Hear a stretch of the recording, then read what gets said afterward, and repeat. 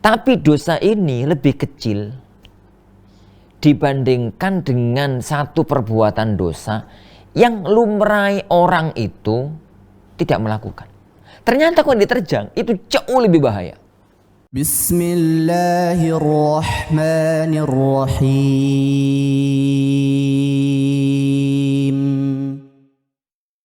Assalamualaikum Ustadz, mohon dijelaskan dosa pacaran atau suka sesama jenis yang tidak sampai ke level memasukkan ke lubang Ustadz. Karena sesama jenis. Iya. Karena beberapa saya temui kasus mereka yang pacaran sesama jenis beranggapan bahwa dosanya lebih ringan dibandingkan pacaran dengan lawan jenis. Dan hubungan seperti ini cenderung lebih aman di mata masyarakat. Karena sulit mendeteksinya, bahkan kadang terjadi di pondok yang notabene sangat susah berpacaran dengan lawan jenis, tapi mudah sekali jika berpacaran dengan sesama jenis. Terima kasih Ustaz.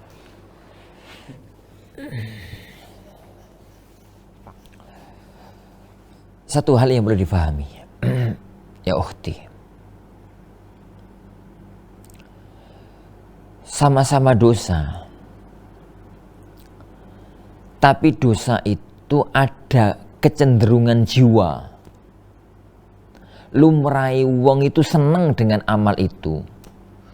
Tapi ternyata dilarang. Itu dosa.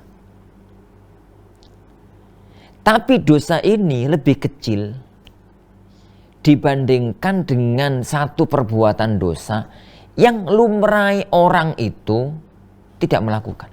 Ternyata kalau diterjang itu jauh lebih bahaya. Anda contohkan dengan contoh yang mudah. Dengan contoh yang mudah. Sama-sama haram. Sama-sama haram. Satu, minum teh hasil maling. Minum teh hasil maling. Itu haram. Yang kedua, minum benda najis, air kencing. Minum air kencing haram. Minum teh maling, hasil curian, haram. Lah, pertanyaannya sekarang, keharamannya besar mana? Besar minum kencing. Kenapa? Karena teh itu lumrah orang itu senang. Jadi memang ada dorongan jiwa untuk meminum. Hanya terlarang oleh agama. Maka yang semacam ini ada larangannya. Jangan ini, jangan ini, jangan ini, jangan ini. Karena kalau gak dilarang, orang itu akan melakukan. Orang itu akan melakukan. Adapun yang pertama, air kencing itu. Kenapa gak ada larangannya? Yuk, kenapa dilarang? Wong seandainya gak dilarang pun gak ada orang melakukan. Jadi menggunakan cukup al-wazi' at-tabi'i. Kalau dalam bahasa kaidah fikih itu al-wazi' at-tabi'i, penghalang, yakni naluriah manusia cukup untuk melarang, menahan tidak dilakukan perbuatan tersebut. Kok ternyata kemudian dilarang, kok kemudian ternyata diterjang, itu jauh lebih berbahaya dan jauh lebih besar dosanya. Jauh lebih besar dosanya. Kenapa? Ya karena gak tabiatnya orang, gak naluriahnya orang itu untuk melakukan perbuatan yang semacam itu. Lah, kembali kepada apa yang ditanyakan tadi. Jadi pacaran dengan sesama jenis. Dengan pacaran dengan lawan jenis. Nanti mengakui kalau sama-sama dosa. Jadi pertanyaan tadi kan mengakui kalau sama-sama dosa. Yang jadi masalah itu adalah anggapan bahwasanya pacaran dengan yang satu jenis itu lebih ringan. Dan itu anggapan kebalik. Itu anggapan kebalik. Laki-laki senang perempuan, lumrah. Perempuan senang laki-laki, lumrah. Makanya cenderung. Jadi makanya cenderung. Nah, orang laki-laki nguber-nguber perempuan itu akal waras. perempuan ngejar-ngejar laki-laki itu akalnya juga masih waras. Tapi Allah ngasih jalurnya adalah lamaran pernikahan. Tatkala kemudian tidak lewat jalur ini, maka itu yang kemudian dilarang oleh Allah Subhanahu wa taala, dilarang oleh Rasulullah sallallahu alaihi wasallam. Adapun yang satu ini, yang dengan sama jenis, itu sebenarnya manusia itu nggak ada yang mau. Kalau masih normal. Jadi kalau masih normal sebenarnya nggak ada loh laki-laki senang laki-laki, perempuan cuma perempuan. Dulu Sufyan Ats-Tsauri itu pernah mengatakan, laula annal Qur'ana akhbarana ma saddaqna anna ar-rajula yarkabu rajula. Seandainya bukan karena Al-Quran itu ngasih kabar, aku itu nggak pernah percaya ada laki-laki naiki laki-laki. Maksudnya ya berbuat semacam itu dengan laki-laki. Seandainya bukan karena ada berita Al-Quran. Makanya kan dalam Al-Quran itu nggak ada bahasa larangan. Bahasanya itu cuma bahasa cerita.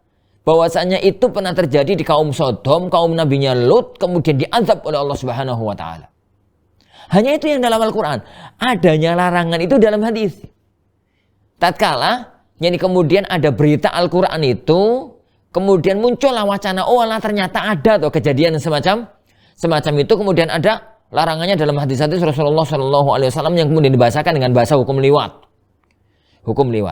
Dan dalam kajian fikih sendiri, para ulama sepakat hukum liwat itu lebih besar, lebih ngeri dibandingkan hukum zina.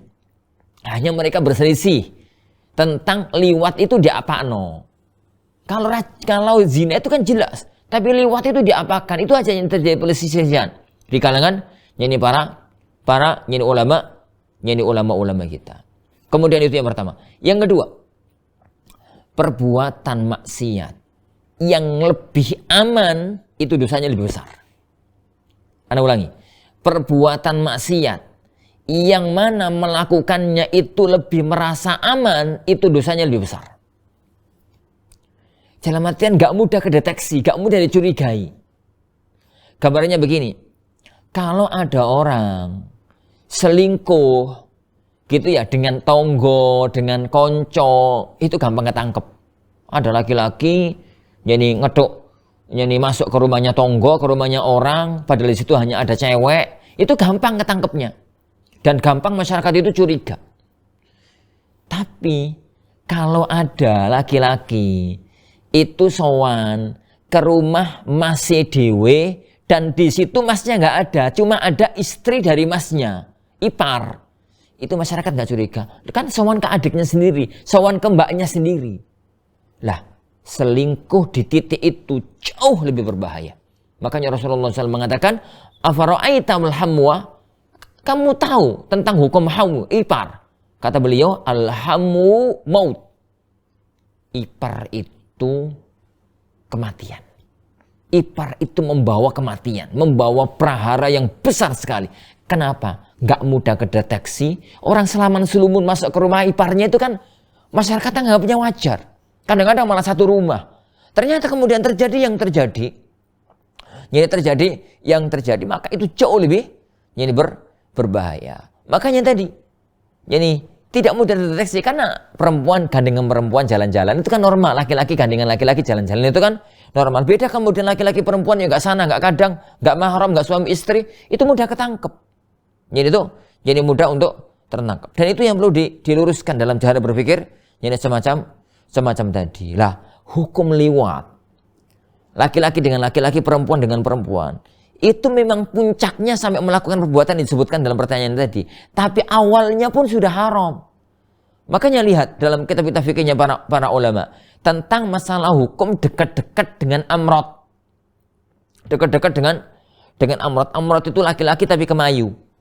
Laki-laki tapi cantik. Kan Anda tahu beberapa orang laki-laki tapi ayu, tapi cantik. Lah, itu laki-laki dengan laki-laki tapi ada perasaan gimana begitu. Itu adalah sesuatu yang berbahaya dalam hal yang semacam. Dan dosanya itu sangat besar, menjerumuskan dalam sesuatu yang sangat rawan, rawan sekali. Maka sebagaimana kita hindari zina yang asli, zina dengan lawan jenis, maka yang itu juga harus lebih dihindari karena itu jauh lebih berbahaya. Karena orang itu zina itu si ono normali dalam tanda kutip yang laki-laki dengan perempuan ya kan ono memang connect gitu.